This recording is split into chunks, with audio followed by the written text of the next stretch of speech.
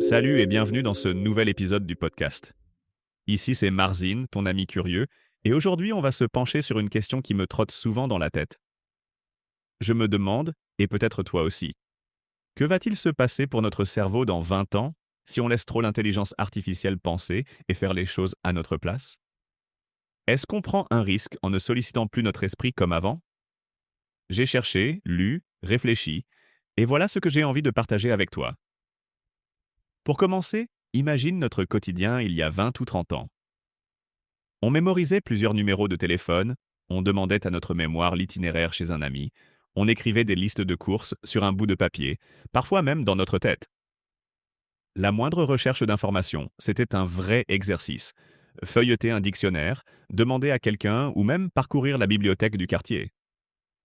Aujourd'hui, avec l'intelligence artificielle et les smartphones, pratiquement toutes ces petites tâches sont automatisées.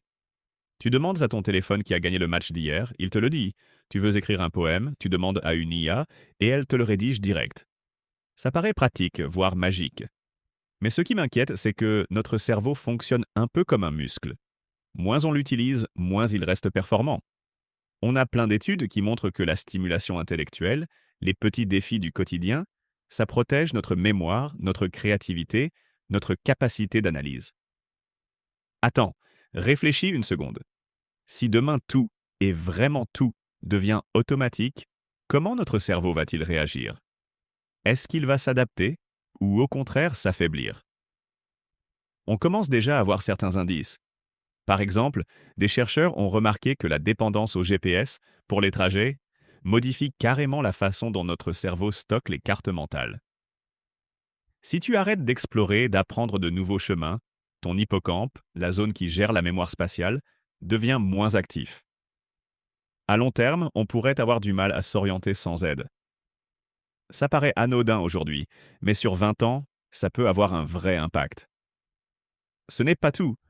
Plus on laisse des applications automatiques répondre à nos questions, organiser nos rendez-vous, corriger nos fautes, moins on fait travailler notre mémoire et notre attention. Et je t'assure, ce n'est pas juste une théorie de vieux grincheux. Il y a des études sur la dévitalisation cognitive.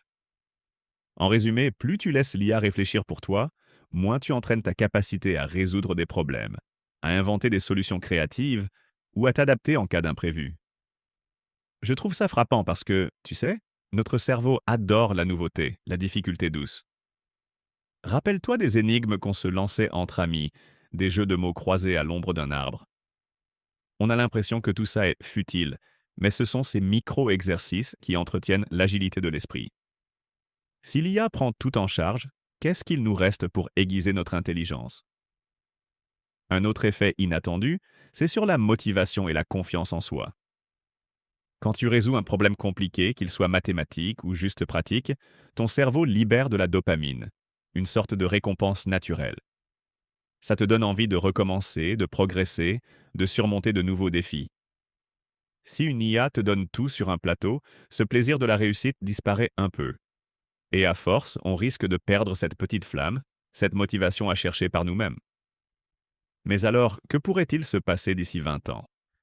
On ne va pas se transformer en robot, c'est certain, mais plusieurs chercheurs craignent une sorte d'atrophie mentale collective. Si on ne lit plus de textes complexes, si on ne débat plus, si on ne construit plus rien par nous-mêmes, notre capacité à penser de façon critique, à distinguer le vrai du faux, à imaginer d'autres mondes, pourrait bien s'affaiblir. Je trouve ça intéressant parce que ce problème n'est pas complètement nouveau. À chaque révolution technologique, on a eu peur de s'affaiblir.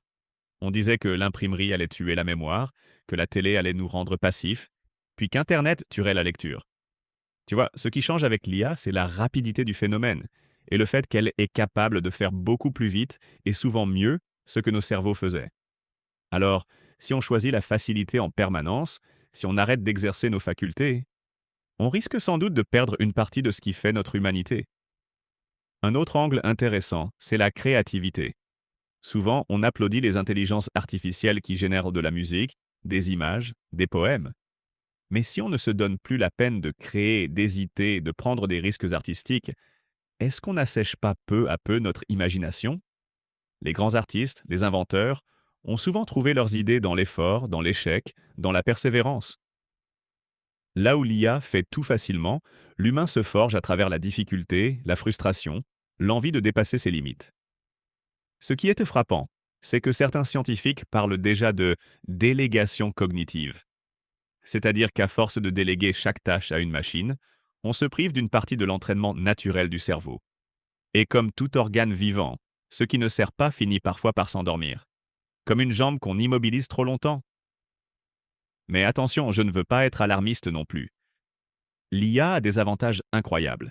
Elle peut nous aider à faire plus, à résoudre de grands problèmes, à démocratiser la création dans des domaines où c'était impossible avant. Le danger, c'est de tomber dans le piège de la passivité totale, de ne plus stimuler notre esprit autrement. Ce que je trouve intéressant, c'est qu'on a encore le choix. Utiliser l'IA comme outil ou bien s'en remettre totalement à elle.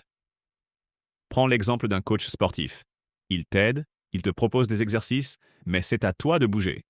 Si tu laisses la machine faire les pompes à ta place, tu ne te muscles pas.